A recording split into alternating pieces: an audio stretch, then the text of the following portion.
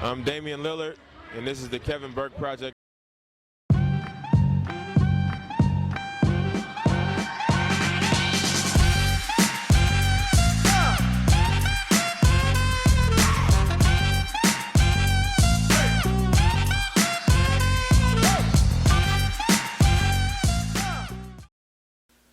Episode 55, the Kevin Burke Project. You know, before the season began, I said that Kyrie is going to find a way to not play this season. I said it jokingly, I said it tongue-in-cheek because there's typically a reason why he doesn't play a good chunk of the season in these last handful of years of his career.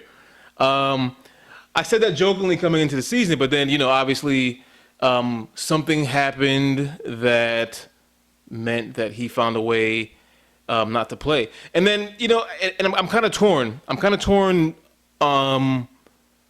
with regard to if it's him finding a way not to play or just a situation that's unnecessary. I think I'm leaning towards, I'm confident it's a situation that's a little bit unnecessary. And I think a lot of it goes back to intent. What was his intent when he retweeted what he retweeted? He retweeted, right, a link to a video on Amazon Prime that had some anti-Semitic tropes in it, and later apologized. I guess he didn't apologize in the manner, he didn't say the words, "I'm sorry." He apologized in the manner that Kyrie apologizes, but then he was still suspended. I think a lot of it comes down to the fact that Adam Silver is Jewish, and because if you read the reports and you believe the reports, Adam Silver called Kyrie and they spoke about this, which ultimately resulted in his suspension. But again, I think it goes back for me to intent. Did he intend to hurt anybody? Did he intend to offend anybody? And he repeatedly says, no, that was not his intent. He may not have said the words "I'm" and "sorry" in succession, but he is steadfast in that he did not intend to harm anybody or to offend anybody. And I believe that. I do believe that. He didn't apologize could he have just doubled down and apologized and said the words "I'm sorry"? Yeah, he could have done that. So there's perhaps a little bit of stubbornness, but again, at the end of the day, what was his intent? I think his intent was pure, more pure than not. And then what he has to do to return to the court just seems excessive. The list of demands from the team I've never seen anything like this. I've never seen a list of demands from a team to a player for him to return. Have we seen an athlete do something at this caliber, on this level, to offend a certain number of people? Yeah, of course we've seen that. And I think we've seen suspensions. I don't remember like a checklist of things that you need to do to return. I think prior to the suspension, I think he showed remorse. But here we are, and he's suspended. I really think that he's a tough guy it's hard to get a read on Kyrie, isn't it? It really is. It's tough to get a read on him. Again, when I said that he's going to find a way to not play, I didn't expect this. And then when this happened, I'm like, well, maybe it's not really his fault. But he's a tough guy to get a beat on. He's a tough guy to get a read on. And I don't know. I'm being redundant. And I'm going to say it again. I think it comes down to intent. And I bring up intent because a lot of people are drawing a false equivalency to what happened with Kanye prior to the Kyrie event. Kanye's intent, I think, was to offend people. I don't think his intent was to offend people because he doubled down and he tripled down. People asked him, is what you're saying racist, Kanye? And he says, yes, it is. And he said it like nobody can cancel. I'm paraphrasing, but he said it in a manner like nobody can cancel him. And, I want to make sure I'm clear. Yes, I'm trying to offend people. Yes, I'm trying to be racist. I'm paraphrasing, of course, but he was not hiding behind the fact, Kanye that is, not hiding behind the fact that he was trying to offend. So there's a false equivalency between the Kyrie situation and the Kanye situation. Ultimately, both guys got, I guess canceled. Kyrie not as much as Kanye. Kyrie not as much as Kanye. Kanye is as canceled can get. Kyrie, he'll return to the court. I don't know we'll see if he plays again for the Nets. As I speak right now, he has not returned to the Nets. And like Nike dropping him, that's a bit excessive. That's a bit much. That's a bit much. I mean, this is a tough situation because of Kyrie's track record of saying things that make people scratch their head. I feel like that's really weighing against him. At the end of the day, it's excessive what has happened to him, what is happening to him. Again, it goes back to intent, and he has shown remorse, in my opinion. All right?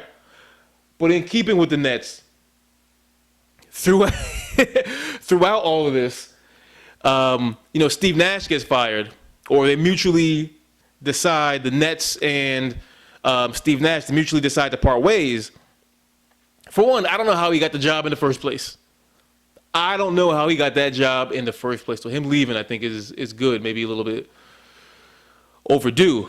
But then there's whispers that Ime Udoka is going to take the job, right? The suspended coach from the Celtics. He's going to take the job. That came out like on a Tuesday that he might take the job. And like on a Thursday, the Nets announced that Jacques Vaughn, their longtime assistant head coach, is now the permanent head coach. And I don't know what happened. I don't know if those rumors that Ime Udoka was going to be hired by the Nets, if they were real. If they were real, and I feel like they were because enough outlets reported that Ime might go to Brooklyn. If they were real, I feel like the Nets, somebody whispered in their ear and told them what really happened in Boston and why this guy is suspended for a full year. Like, I feel like Matt Barnes was like, hey, let me holler at y'all right fast, okay? Let me tell you about your boy. Or something like that. They somehow got the drop that what happened in Boston was not as, it was worse. It's as bad as Matt Barnes suggests it is. So I don't know if this guy's ever going to coach again. That or, again, the news that really happened with him can never come out. But I'm happy for Jacques Vaughn. Jacques Vaughn's been an assistant with the Nets since forever. So I'm glad he got a chance to move up in the ranks. And in keeping with questionable coaching hires, Jeff Saturday played for the Colts since forever, of course, and they fired their head coach Frank Reich. And this guy Jeff Saturday was an analyst on ESPN. They fire Frank Reich and they announced that this man is the interim head coach. I've never heard of that. I've never heard of somebody who is not a part of the organization becoming an interim head coach. How does that happen? I've never heard of that. That's a slap in the face to everybody on the Colts staff, number one. Guys like Eric Bieniemy dying for a head coaching job. Does it circumvent the Rooney Rule too? Is this even legal? Because it's an interim. I don't know. How does the Rooney Rule come into play with this? They're gonna hire him as a full-time. I fully believe this guy may end up being a great head coach, Jeff Saturday. He could end up being the greatest head coach in NFL history. That couldn't be any further from the point. How does a guy, obviously he knows the owner, right? He played for the organization. He's not a stranger. But how does a guy come off the street, essentially, become a head coach? I've never seen it. I mean, we've seen guys like Steve Kerr and Steve Nash getting head coaching jobs in the NBA. I'm like, why? This, takes it to a new level. The guy was an analyst. He wasn't even, I don't know. It's just, the whole thing is weird to me. Again, he might be a good coach, but it's a slap in the face to, I'm not even saying just black coaches. Just guys on the Colts staff. It just doesn't make any sense to me. And then keeping with the NFL, just real quick on OBJ. He's been out. Of course, he tore his knee, tore his ACL in the Super Bowl, and everybody they can't wait for OBJ to get back. They say, they're linking his name to a number of teams, saying that once he's healthy, he can help this team and that team. And right now, as I speak, Cooper Kupp got hurt for the Rams. They're saying OBJ should go back to the Rams and fill in. I'm sorry. Listen, I've mentioned a couple times, like I feel like if OBJ never made that one-handed catch against the Cowboys on Sunday Night Football, whatever, 8, 7, however long ago, how many years ago that was, I don't think he would be he wouldn't be as revered as he is from a wide receiver standpoint, because in his heyday, like no one ever said, I don't ever remember OBJ being like in the best wide receiver in the NFL conversation. In his like in his stardom with the Giants, he was not. Think back, he was not quite in those conversations. Maybe an upper tier wide receiver, but not like in the best wide receiver conversation. And so this guy's 30 years old now, coming off of an ACL tear, and we're acting like he's gonna save some franchise. I just don't understand. I mean, have you guys watched sports? Have you guys realized that the older these guys get, it's tougher for them to recover from an injury as debilitating as an ACL tear? Now he is an elite receiver. He is an above average receiver. Always has been.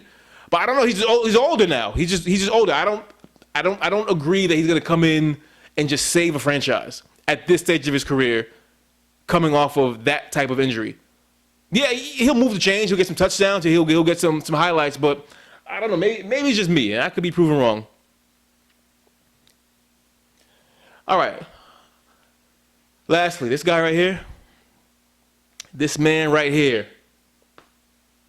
has done the unthinkable. He's done the unimaginable. Jordan Poole has gotten me to forget that his teammate punched him in the face about a month ago. Completely forgot. I just forgot.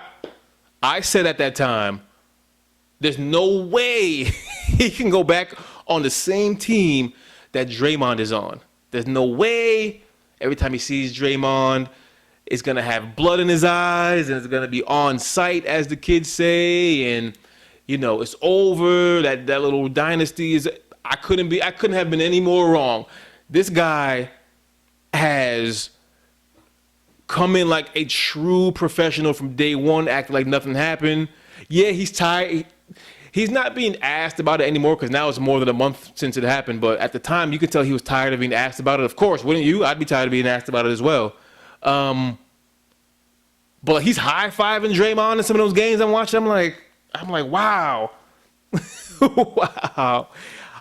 Hat tip to him. Like, kudos to him. He's I don't want to say he's a better man than me because that's kind of backhanded to him, but I'm just saying he was in a tough spot. He still is in a tough spot. I'm sure if it hasn't happened yet, he's going to get guys on the opposing team whispering in his ears, talking about this or, just giving him a hard time about it. And for him to not run from this and for him to not hide and just, remain on the same team with Draymond and not demand a trade and all the things that I would do, to be honest with you, all the things I would do. He's not doing any of that. He's done the unspeakable. He's done the unspeakable. And this guy's a budding star. He could have forced his way out and gone anywhere and led a franchise, not have to come off the bench, not play behind guys like, Steph and Clay in their shadow. He could have done all of that stuff. He wanted to stay. He got his money. He got paid. And I do think this is Draymond's last year with the team. But for him to just act like nothing happened, publicly anyway,